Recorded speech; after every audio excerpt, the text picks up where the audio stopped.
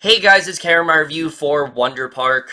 And what Wonder Park is essentially about is we center on the character of June Bailey. She is this little girl who frequently loves to spend time with her mom, and the two of them conjure up this world called Wonderland. It's this sort of imaginative world of this amusement park that is just full of endless possibilities, and June and her mom really enjoy doing that until one day when a certain event occurs, and this really alters June's state when it comes to Wonderland. She suddenly doesn't have as much interest in it anymore, and it kind of goes away.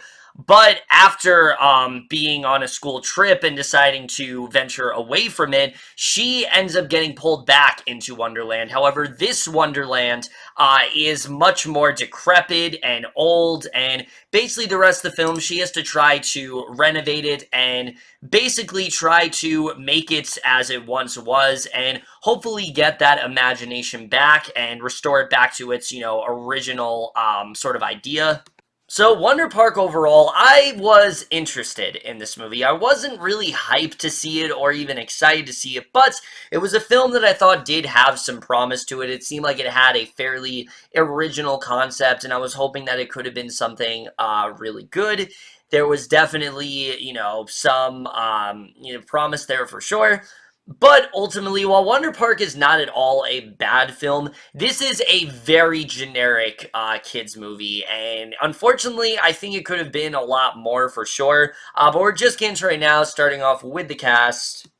And right off the bat, that's one of the things this film that's very 50-50 for me. There are some actors that are really good. Let's first talk about our lead here, Brianna Denski as a character of June Bailey. Now, I thought I thought she definitely did do a good job, but for the most part, wasn't really feeling her in this role. I think she did an alright job, especially when you can see her, the genuine sorrow she has because of her mother's illness and things like that, and how she constantly blames herself for it. That stuff is very well handled, but as an actress, I just don't think she's all that strong here. I do think she has the potential, but at the moment, I thought she was just kind of fine in this movie. Again, there's definitely moments where I thought she did do a good job, but for the most part, I thought she was just okay, and I feel like this role, if you had a much more experienced actress play it, I think it could have been a much more effective performance. And overall, I'm not saying she was bad or anything, but I just think that she was just kind of okay. And I think a role like this required a lot more out of an actress, and I just don't really think she was all that great here.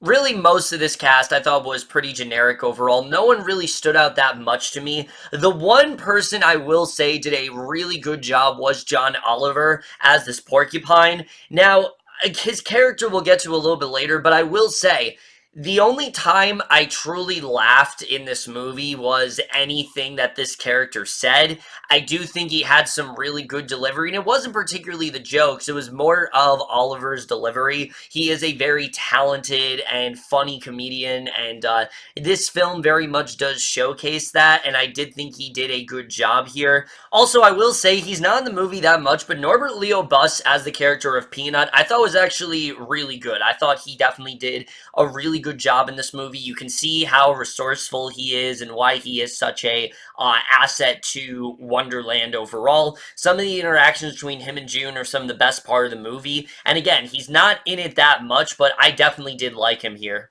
As far as the rest of the cast goes, though, they're all just kind of fine. They're doing the best that they can here. I can't really say anyone was truly terrible. Everyone else, they were just kind of fine, and that's really the best way to sum it up here.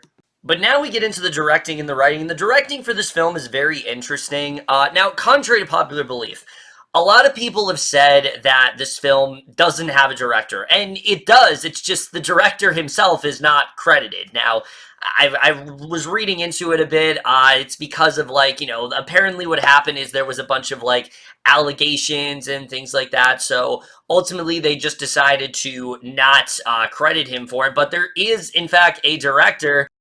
But honestly, credit or not does not really make that much of a difference because there just is not really that much of a style to this movie.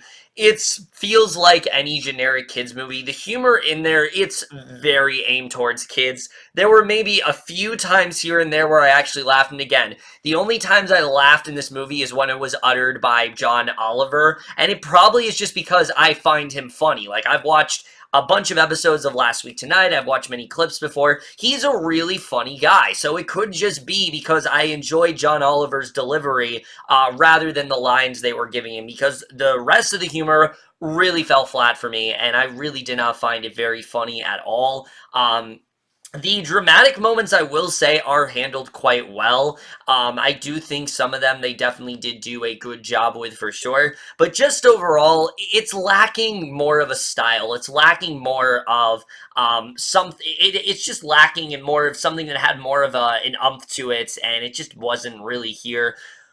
The writing also is very cookie cutter, and look, that's the thing that's disappointing about this movie, because the way things are starting out, the film starts off in a very sort of sentimental way. You really do, get into the relation between June and her mom, and the way things are starting out was like, oh, wow, this is actually really heartfelt. There's one sequence especially in the beginning that really did hit home for me. I thought it was very well done, and up to that point, I was really liking it. But pretty much after this scene involving her aunt and uncle, I'm not going to say much more after that. But basically immediately after this just turns into a generic kids movie, and it never really becomes anything else but that, and that really did kind of annoy me, because again, there's potential there to get a little bit deeper, to actually get into some heavy complexities, get into some stuff with the June character. The problem is the movie is so on the nose and really shoves the message of this film down your throat that it just becomes obnoxious after a while. I understand exactly what they're trying to say. It's really not a hard message to understand. The idea is that June has grown tired of Wonderland, so there's like this cloud of darkness that is making everything in Wonderland just completely disappear. The park is just falling apart and things like that. And obviously, they're trying to hone in on the idea that when we grow older, we start to care less about things, and things that we once held near and dear to our heart, we start to feel whatever towards, and that's clearly what they're trying to get across. The problem is the movie just does not know when to shut up about it. It is very on the nose. It rarely ever takes a second to just breathe and let you see things. It's very in your face, and I think that was definitely a problem overall. It also doesn't help that the story is very surface level. I mean, beyond June, there's nothing to most of these characters. Well, Peanut, to an extent, does have something, but again, Peanut is directly connected towards June, as are all of these characters, but Peanut especially. The reason why he's a good character is mainly because of June, and I do think they did a good job with the June and Peanut relationship, but other than those two, there's nothing to the rest of these characters. You have a character like, say, the blue bear. I can't even think of his name right now, but he is just a narcoleptic bear who seems to be afraid of basically everything. You have Mila Kunis' character, who's just like the hard ass. You got Kenan, Thompson, and Ken Jeong, who are just your stereotypical beavers, and that's really all there is to them. Even the character of June, who definitely is well written at points, there's not really much more to her than just her sort of obsession with Wonderland, and that sort of fading from her. And this sort of event that she's going through. That's really all there is to her character. And when you have someone like June, you need a little bit more there, and they don't really do a good job with it. And again, the film acts like there's this deeper meaning to it all when it's very easy to tell what's actually going on. Look, I'm not asking for every film to be so authentic and to be so deep, but there is a way to say something and convey a message without actually saying it. This film doesn't know how to do that. It thinks it needs to spell out basically everything for you, and that really did kind of annoy me overall. I think there was definitely room for them to explore this conflict that June is going through, especially since it is a very heavy issue that I do think a lot of kids could probably relate to, but the film just takes it in a very surface level, and it really did annoy me overall. Again, I was impressed with the way the film was starting, but once we get to Wonderland, it pretty much just turns into a generic kids movie, and it really never recovers from there.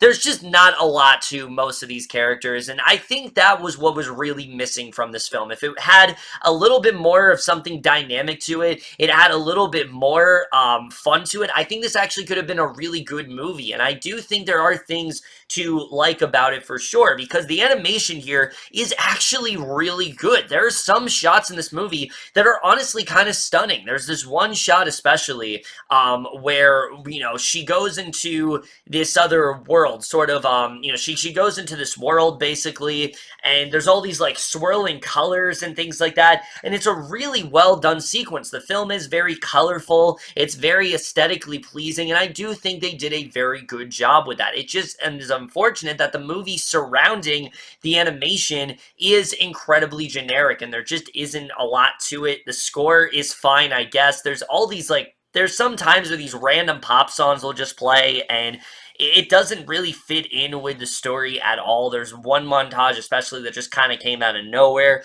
And the editing, I do think this movie is way too short. I think there was a lot more room to explore what was going on. I think they spend way too much time before June gets to Wonder Park, even though admittedly I was enjoying that portion of the movie. Once she gets to Wonder Park, things become extremely rushed, and it really doesn't take very long for her to really discover what's going on, and again, I think there was a missed opportunity, because I think there was definitely enough growth and enough that they set up for them to have maybe an extra 20 or 30 minutes. I think that really would have benefited the film overall. At the end of the day, the film that we're stuck with, it's fine. There just isn't really a lot to say about it. I will say, though, the ending of this movie, the way things do wrap up, it made me very confused. I really did not understand what they were trying to say. They don't do a very good job with explaining things, and it just doesn't really work overall. And look, here's the thing I will say about this film, is that it is pretty harmless at the end of the day, despite the fact that it really did annoy me how this film tended to explain things that really did not need them, or constantly just made these characters as one note as possible. It is, at the end of the day, I think something kids can watch and have a good time with. It is very harmless in that way. But the thing that really did annoy me is that you have a story here that could have been way more complex. It's a story about, you know, keeping that imaginative, creative side of you and never really letting that go. And for a film that has that kind of message, the movie never really feels all that creative. It doesn't really feel like it's doing something that other animated films haven't done before. It just kind of reverts back to a very generic style. One that is admittedly harmless, but one that I really do think we could have gotten a lot more from overall. And at the end of the day, just left me feeling very hollow. This is a film that I'm really not going to remember at all. It really did not do what I wanted it to. And again, there were plenty of times where it could have been a really solid film, but the film that we're given here is just very forgettable and very generic, and really doesn't do anything different than other kids' films you've seen before. And because of that, at the end of the day, I am going to give Wonder Park a C. But overall, guys, in my review of Wonder Park, most guys saw this movie overall, left your thoughts, and we'll see you guys in my next video, and we'll see you guys for that. Okay, bye.